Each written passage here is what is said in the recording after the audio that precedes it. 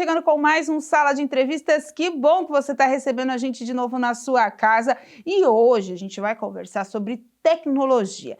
Pode ser difícil para alguns pais, cuidadores entenderem por que as crianças ficam tão fascinadas e por que as aulas estão tão recheadas desses atrativos. Seja um robozinho, seja um celular, seja uma tela inteligente, enfim, são várias formas que os professores hoje estão usando para incluir essas crianças dentro desses métodos de ensino, para que elas não fiquem para trás, porque o mundo está assim, ó, rápido, voando, é muito acelerado e essas crianças, elas têm que acompanhar. É o momento delas fazerem isso.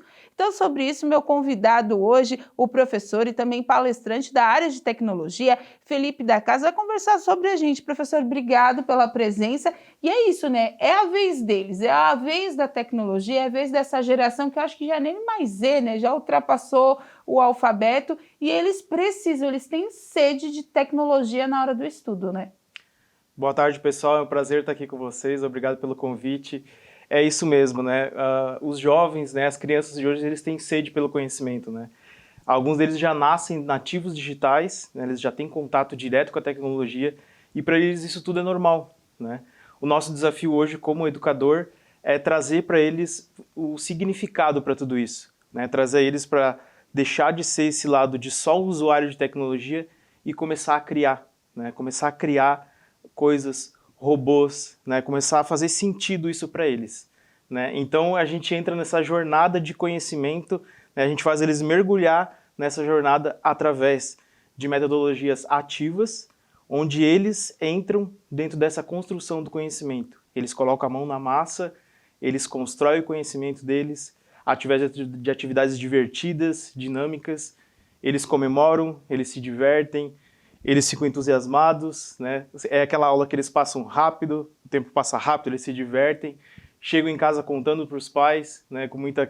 Ficam super felizes que eles conseguiram fazer um projeto, e isso é o que nos motiva, né? O que motiva eles a usarem a tecnologia, e não só utilizar o celular, né? Utilizar a tecnologia por utilizar, né? É fazer sentido para eles. Então, quando isso faz sentido, a união da tecnologia com o ensino, né? Esse caminho junto com a educação, é o que traz, né, essas duas uniões é o que traz para eles o sentido e faz com que a educação aconteça, né? Então a gente sabendo usar, sabendo unir essas duas partes, a gente tem sucesso na educação.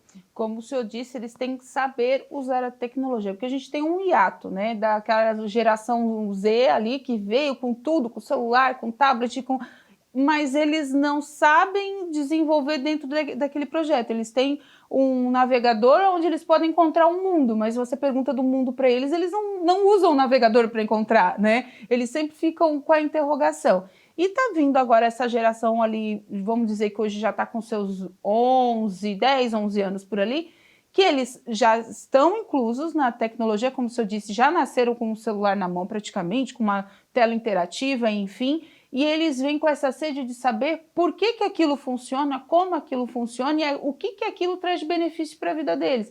É mais ou menos isso, né, professor, no desafio agora. Com certeza. A tecnologia ela veio para facilitar a vida das pessoas, né? Só que às vezes ela facilita demais, né? Então, esse lado de facilitar a vida faz com que a gente, até mesmo a gente não precisa mais fazer comida. A gente pede a comida hoje pelo celular, né? E as crianças, às vezes, elas não precisam fazer um brinquedo. Elas têm um brinquedo no celular. Então, isso nos cria um fato de que tudo que a gente busca fazer, o celular ele traz para a gente hoje, a tecnologia traz para a gente. E isso está criando, assim, na nossa sociedade, muitas facilidades através desse dispositivo. Só que isso acontece também, um reflexo hoje no mercado de trabalho, né? Que tem muitas profissões ou muitos empregos que as empresas não estão encontrando profissionais para contratar, porque esse profissional não está pronto, ele não está capacitado. Ele está capacitado para usar a tecnologia, mas o ele braçal, não né? Isso, mas ele não está capacitado para trabalhar naquele posto de trabalho, porque ele só aprendeu a usar a tecnologia, mas ele não está capacitado por uma profissão, né? Porque o celular ele não ensina isso, né? Então, o professor hoje, o papel dele é muito mais como um mentor, né? Atuar numa mentoria de ajudar o aluno a encaminhar ele nesse processo, né? A fazer ele enxergar, sair desse processo totalmente digital e fazer ele enxergar que existe esse outro caminho de criação, né, de criação da sua carreira, né, de ele enxergar esse caminho da educação, por onde que ele tem que ir, por onde que ele tem que seguir para se capacitar, para construir a sua carreira. E isso hoje, a nossa geração ela tem dificuldade de enxergar isso. Né? Não é nem por não querer, é porque a tecnologia facilita tudo, só que essa parte ela não facilitou. Deu uma atrasada, na verdade. Quando a gente fala com crianças, né, que o senhor está desenvolvendo os trabalhos, a gente vai falar de vários projetos, mas quando a gente fala crianças, né, cada um tem uma imaginação de idade. Qual é a idade que se começa a trabalhar essa tecnologia na sala de aula? Sabe que essa é uma pergunta bem legal, né? Eu trabalho hoje com crianças aí desde do 5º ano. Eu tenho uma filha de 5 anos em casa e eu vejo que cada vez não tem para mim assim. Eu tinha aquela limitação, primeiro a criança precisa saber ler, né? Primeiro ela precisa ter um entendimento. Hoje eu vejo que com a experiência, quanto mais cedo assim eu vejo que melhor, que não tem essa limitação estava assim muito às vezes na cabeça da gente.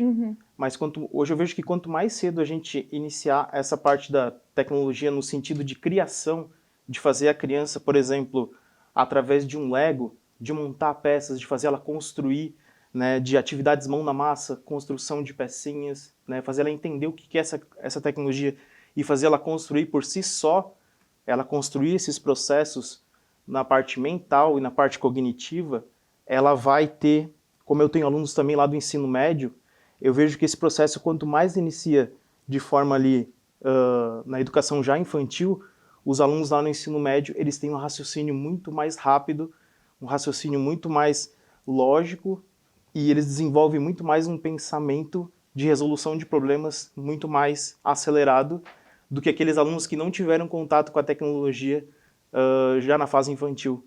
Então eles têm um pensamento muito mais rápido, eles resolvem os problemas mais rápido do que aqueles alunos que não tiveram. Então eu consigo observar na prática o benefício que traz a inserção da tecnologia já nos anos iniciais, né, a partir dos 4, 5 anos, 6 anos de idade. Quando a gente fala em tecnologia, para você que está em casa entender, a gente não está falando uso exclusivo do celular, do tablet, não é isso.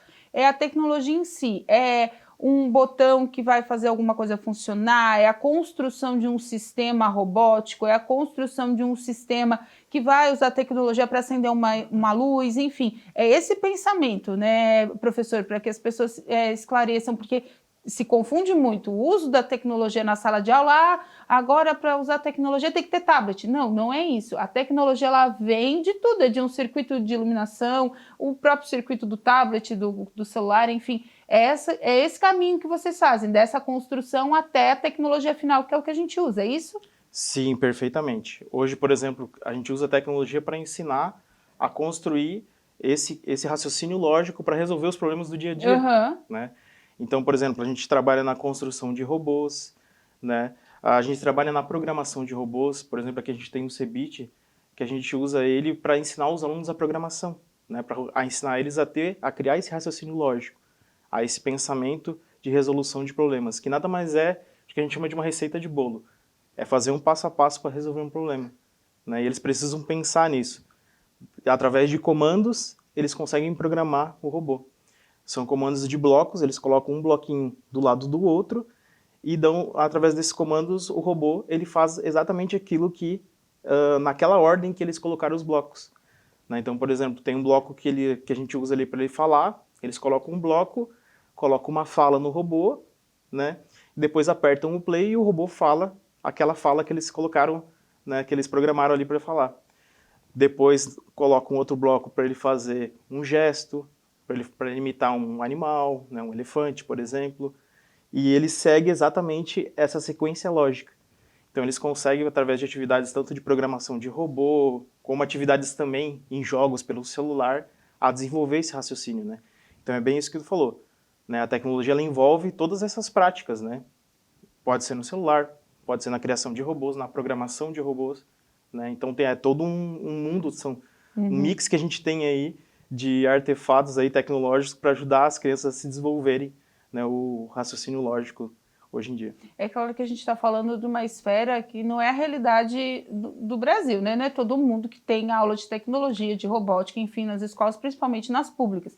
mas a gente está numa área muito privilegiada, né, no sul de Santa Catarina, onde dentro da cidade de Criciúma existem projetos que incluem instituições de ensino particulares e a rede pública, que essas crianças têm essas aulas já de robótica num contraturno escolar. Então, sendo um sucesso, são várias escolas que estão recebendo isso.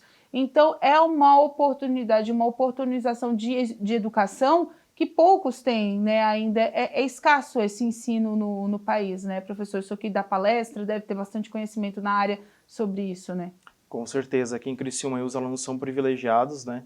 Ainda o acesso ainda não são para todos, são para Sim. todos, poucas séries, né, que a gente tem aqui ainda no ensino municipal e estadual. Porém, aqui a gente é privilegiado sim, né, aqui é a nossa região, né, tanto a nível municipal, a prefeitura está investindo, né, tanto em salas maker, né, e também em cursos de robótica, em clubes de robótica aí na educação. Então isso é bem positivo aqui, né, isso vai ter um impacto aí a curto, médio prazo aqui na região, com certeza a gente vai colher muitos frutos aqui através disso, né. Então a gente tende aí a se tornar um polo de tecnologia, né, Criciúma tende a se tornar esse polo com esses investimentos que está sendo feito nessa área. Então a gente tá bem servido em relação a isso. Né? Porque a gente vê que já é uma região que brota startup, tem incentivo para isso, certeza. né? A própria prefeitura já tem um incentivo anual para novos empreendimentos em startups, principalmente na área de tecnologia, que traga benefícios para a cidade, né? E entra a tecnologia, claro, porque vai vir uma que vai fazer a nota fiscal mais rápida, outra que vai pagar a conta de luz, enfim, vários projetos, né? E vindo, como o senhor disse, dessas crianças que estão aprendendo, é um futuro promissor para a região, né? Que daqui a pouco elas consigam bolsa, enfim, continuem os estudos, mas já brota a semente, né, professor? Isso que é importante também. Com certeza. As últimas 3 semanas eu tenho feito palestras nas escolas, várias escolas aqui estaduais, aqui da região, no nível de ensino médio, né? E justamente eu tenho levado essa visão para os alunos, né? Que aqui as indústrias muito fortes aqui nas regiões, né? As empresas, elas estão precisando de mão de obra na área de tecnologia. E mão de obra não é só para programação, né? É para a parte comercial também, é para atendimento ao telefone, né? É para todas as áreas que envolvem a tecnologia. Né? E tem empresas, por exemplo, que às vezes tem vaga lá que está 4, 6 meses sem estar preenchida. E às vezes a empresa, por exemplo, acaba colocando um robô naquela vaga, não porque ela queira colocar o robô lá, é porque não tem um profissional para ser colocado naquela vaga, né? Porque, de repente, uma empresa que produz determinado componente eletrônico, se a pessoa já sabe para que aquele componente serve, porque ela teve numa aula de robótica ou numa aula de tecnologia na escola, fica mais fácil ela vender aquele produto daquela determinada empresa. Então, ela nem sempre ela precisa estar ali igual. Eu, sinceramente, eu sou uma negação. Eu soltou um fio, eu falo, pelo amor de Deus, alguém arruma ou joga fora, porque eu nunca vou saber arrumar aquilo. Não me aventuro. Mas para vender aquele produto eu já me aventuraria, porque a gente estuda e é isso que os alunos também têm que ter consciência, que a eletrônica, né, essa parte não eletrônica, desculpa, essa parte tecnológica, ela vem de várias maneiras. Isso foi um ponto importante que o senhor tocou, porque pode ser um vendedor, pode ser um demonstrador do produto, pode ser daqui a pouco um palestrante sobre aquele produto na empresa, enfim, o conhecimento é a base de tudo, né, professor? Com certeza, a gente está até o próprio tema da palestra é a era da transformação digital, né? Hoje, por exemplo, o ano passado teve um evento, por exemplo, de inauguração de um ginásio escolar, uma escola lá do São Simão, que, por exemplo, na abertura do evento eu programei o robô para fazer a abertura do evento, né? Então, ele fez a abertura do evento, ele citou o nome das celebridades, né? Ele agradeceu o público presente. Então, as profissões elas estão sendo transformadas através da tecnologia, né? Então isso que eu quis abrir a visão daqueles jovens, né, que estão sendo impactados aí através da tecnologia, que eles precisam ter essa visão de que as profissões que até então eles pensavam seguir, todas elas vão ser impactadas por isso, né? A gente vê até mesmo as profissões que a gente tinha de pequenininho, né? Vou seguir a medicina. Ok, mas a medicina ela também vai ser impactada, né? Por exemplo, hoje a gente vê muito cirurgias remotas, né, com braços robóticos. Um médico, por exemplo, que ele presencialmente ele consegue fazer um número X, por exemplo, 5 a 10 cirurgias presencial, futuramente ele vai conseguir, operando braços robóticos, vai conseguir fazer muito mais, né? E isso também, a gente vê assim, mas isso pode ter um risco, mas a tecnologia ela vai se aperfeiçoar a ponto de diminuir esses riscos, e para nós vai ser benéfico porque também o custo vai diminuir, né? Hoje o custo de uma cirurgia presencial ela tem todo um custo para o médico estar ali. E se for uma cirurgia remota, ela também tende a diminuir o preço. Então isso vai ser bom para nós também, né? Então tá certo. Gente, a gente vai para um rápido intervalo, voltamos já já para o segundo bloco. Se você perdeu essa primeira parte, não fica triste, vai estar no nosso canal do YouTube à sua disposição para você rever e compartilhar. Volto já!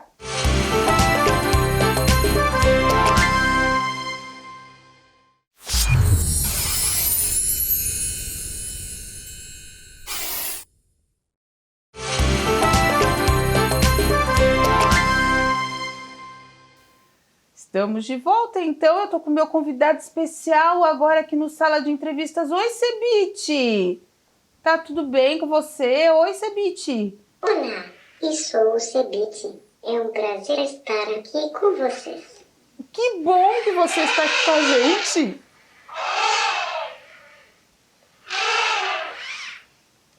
Gente, vocês dizem mais.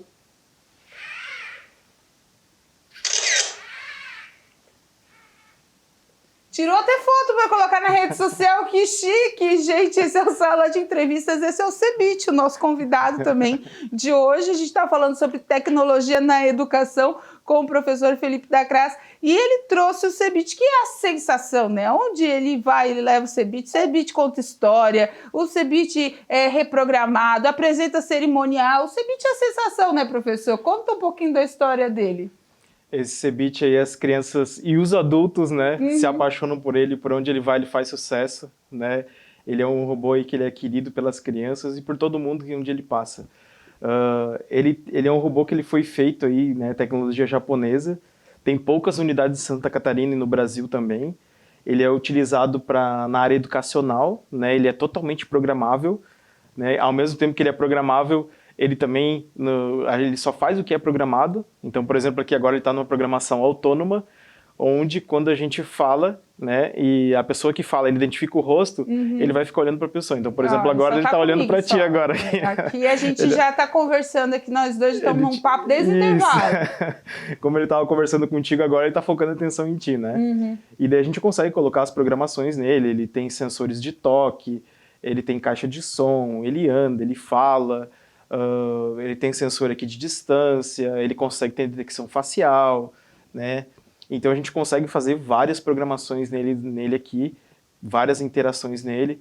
Hoje, por exemplo, saindo daqui, eu vou levar ele lá na biblioteca para ele fazer uma contação de história para os alunos do de 5 anos, né? Que estão lá ainda no infantil. Né? Então eles vão adorar, eles nem estão sabendo lá, vai ser surpresa lá para eles lá. E vai ser uma festa, com certeza, né? Os alunos piram quando vem esse robô aqui, eles fazem uma festa. Não toca, tadinho do Cebite, deve ser... Mas ele é um robô que a gente, como o senhor falou, tem poucas unidades em Santa Catarina, mas ele é um robô muito presencial, né? Em feiras, enfim, outras instituições têm. A tecnologia dele dá esse recurso, como o senhor disse, de programação, facilita na hora do aprendizado, é isso? Isso. Ele tem uma tecnologia que facilita, ele é um robô da Escola S, ele facilita a programação dele, que são tecnologias de programação em blocos, né?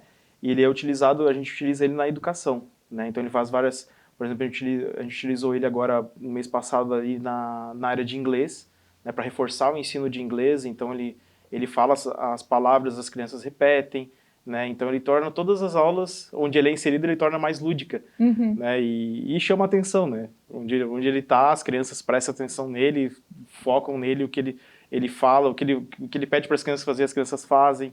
Então ele torna as aulas muito mais interativas, lúdicas. Já tem mãe querendo sensação. Ter um Cebite em casa.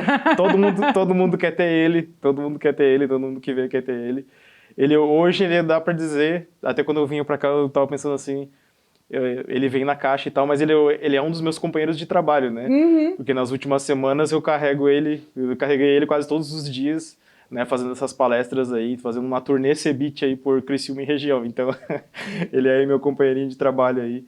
Ele faz sucesso, muito mais do que eu. E quando o senhor fala programar, né, as crianças que têm essa oportunidade de ter ele, né, na sala de aula, elas fazem essa programação via internet, elas aprendem a fazer esse sistema de robótica, como é que funciona? Isso. Essa programação ela pode ser feita via computador. Ele tem um software, um programa específico. Daí que a gente faz. Aí vocês montam o cronograma para ele poder agir. É isso. Essa programação daí não é mais feita a nível ali de ensino médio, Tá. né, porque ela envolve assim um pouco mais de blocos, mas também nada impede ali, sabendo ler, as crianças conseguem fazer essa programação. Né? A partir ali do 5º ano, vamos dizer, já daria para fazer essa inserção. E a gente vê hoje, né?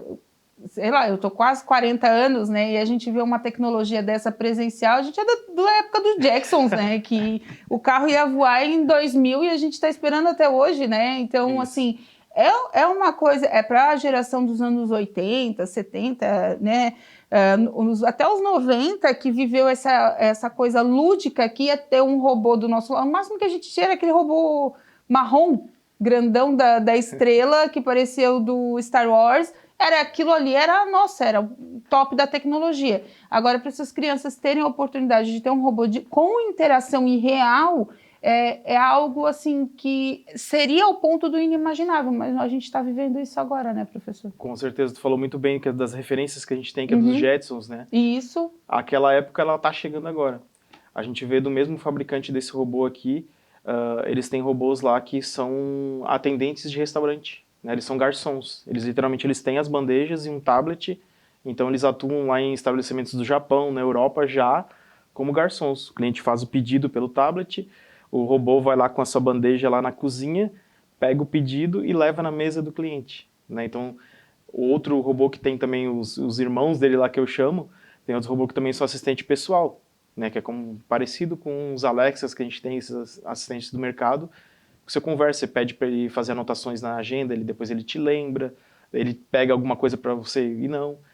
Inclusive, uma curiosidade sobre o robô, a primeira coisa que os adolescentes perguntam, eu posso programar ele para lavar uma louça, para passar uma vassoura, né? Para fazer as atividades de casa? Eu digo, olha, não tem limite. Né? Ele tem só 3 dedos aqui, mas desses 3 dedinhos dele, se tu conseguir colocar uma vassoura ali, ele consegue abrir e fechar os dedos. Né? Fica à vontade, né? A programação que tu fizer aqui, ele vai executar. Né? Ele não tem limite na programação dele. Né? Então, ele é possível. É claro que seja dos Não é recomendável, né, gente? Não é recomendável porque ele é uso educacional, né? E ele é pequenininho Isso. também, né? Mas eu sempre digo assim, conseguiu programar nele e ele fez, tranquilo. Né? Ele não vai reclamar. E, como o senhor disse, é a forma mais lúdica de ensinar, né? Imaginam como as crianças têm depois o feedback de vocês das crianças quando tiveram uma aula com o CEBIT presencialmente, né? Com certeza, eles ficam encantados, né? É aquela aula que eles não esquecem, né? Eles levam assim para a vida, né? Eles são impactados com a tecnologia, assim, porque a presença dele, né? Eu acho que tu deve sentir isso também. Apesar de ele estar aqui, a presença dele, ele é um ser humaninho, parece assim, né? Que ele é, inclusive o fabricante dele faz ele assim, até com formato assim de músculos, assim, para as crianças não terem medo dele, né? Eu não tenho uma estatística assim, mas a gente vê, né, a gente percebe ali que poucas crianças têm medo dele por ele ter esse formato mais parecido assim com... Ele é um tipo humanoide, né? Que ele é mais parecido com um humano. Então poucas crianças têm medo dele por ele ser assim mais parecido com um ser humano mesmo, né? Então ali todo mundo, as crianças abraçam ele, né? Beijam ele. Imagina o seu desespero, calma! Nos eventos a gente tem que estar de olho assim para cuidar com essa interação. Mas ele, em relação a quedas, assim, se ele cair da altura dele, assim, não tem problema, né? Ele é preparado para cair da altura dele. Ele não pode, assim, cair de alturas maiores, assim, que é do tamanho dele.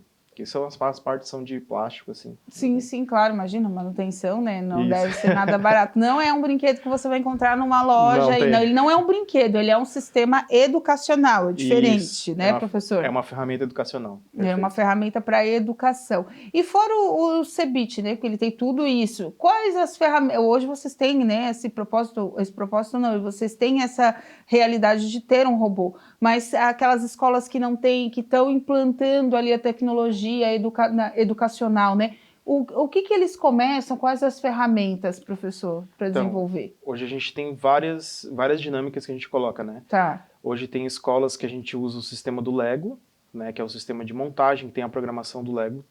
A gente usa também a plataforma Arduino, que é uma placa que permite programação também, que daí vai desde acender uma luz, fazer um semáforo, criar um robozinho, né, que mexe braços e pernas, um aviãozinho que mexe o motor, um barquinho, um carrinho, né, controlado por motores.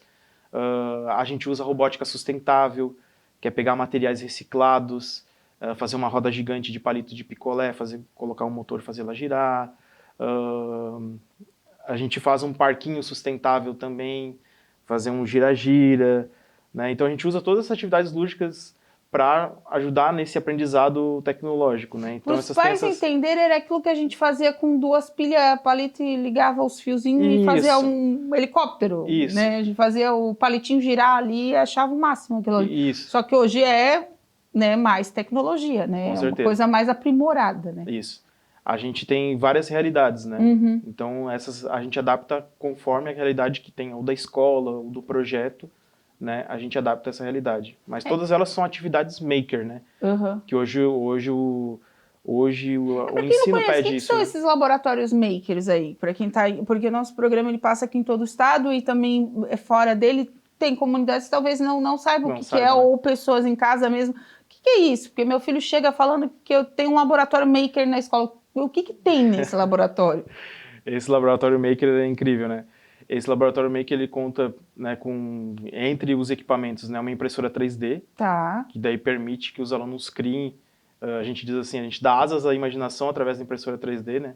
Então eles criam desde chaveiros, eles criam peças de avião, peças de carrinho, né? Eles dão vida à imaginação deles através daquelas peças. Uhum.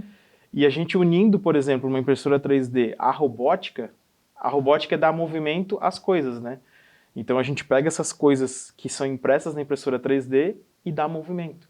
Então pega, por exemplo, peças em 3D e através da robótica a gente insere motores nessas peças e transforma num carrinho, transforma num robô, transforma num aviãozinho, num barco, né? E ainda as salas maker também elas contam com as cortadoras a laser, que as cortadoras a laser são aquelas cortadoras que elas cortam MDF, as chapas de MDF. Ah, tá. Então a gente consegue fazer aquelas montagens também nas chapas de MDF, que daí consegue fazer uma espécie de esculturas também, né? Projetos daí voltado em MDF. E aí essas salas maker, normalmente elas têm as mesas, toda a estrutura delas são móvel. Então um dia a gente pode adaptar uma aula de um jeito, né? Que um dia a aula vai ser nessa dinâmica aqui, outro dia vai ser de outro. Então as aulas elas são diferenciadas, né? Não é aquela coisa monótona. Né? Um dia o aluno vai ter uma aula desse jeito, outro dia vai ser outra dinâmica.